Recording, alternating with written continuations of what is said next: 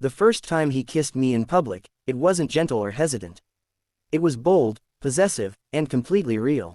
Cameras flashed, people gasped, and in that single stolen breath, the contract we had signed might as well have burst into flames.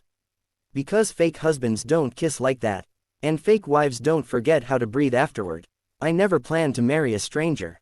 But life has a way of cornering you when you're already exhausted. My father's medical bills were piling up faster than I could count. Our small family home was one notice away from foreclosure, and every door I knocked on seemed to close before I could explain myself. Then came the offer, cold, calculated, and perfectly timed. Adrian Cole, billionaire heir, media darling, a man who needed a wife to secure control of his family's company. A marriage contract, 2 years, no emotions, no intimacy, no public affection beyond what was necessary. In return, my father's treatment would be paid for, and my family would be safe. I told myself I was strong enough to treat marriage like a business transaction. I signed the deal with shaking hands and a steady voice, pretending I wasn't terrified of what I was giving up. Adrian was distant from the start. Polite, controlled, always one step removed. Our wedding looked like a dream, white roses, crystal chandeliers, smiling guests, but behind closed doors, we lived like careful roommates. Separate bedrooms, scheduled appearances, conversations that never crossed into anything personal. I learned quickly that he preferred silence, that his eyes softened only when he thought no one was watching, and that loneliness clung to him like a shadow he refused to acknowledge. The first challenge came sooner than expected. The media was relentless. Every gesture was analyzed, every glance questioned. We practiced holding hands, smiling on cue, walking in sync. At night, I'd lie awake listening to the quiet hum of the house, wondering how a life could look so full from the outside and feel so empty within. I reminded myself why I was there. This wasn't about love, it was survival. Then the cracks started to show. Adrian began staying longer in shared spaces. Short conversations turned into long ones. He asked about my father, about my childhood, about the dreams I'd abandoned without realizing it. I caught him watching me when I laughed, when I spoke passionately, when I thought he wasn't paying attention. Still, we never crossed the line. The contract hovered between us like an unspoken warning. Until the night everything unraveled. It was a charity gala, our biggest public appearance yet. The room glittered with wealth and power, and the air buzzed with expectation.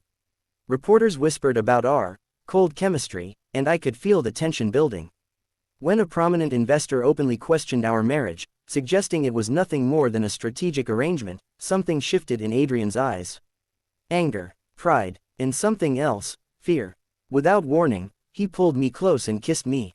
Not for show, not for strategy, but like a man who was tired of pretending he didn't care. The room erupted, applause, flashing cameras, and me, standing there stunned, heart racing, my entire world tilting off its axis. When we finally pulled apart, his forehead rested against mine, his breath uneven. "I'm sorry," he whispered.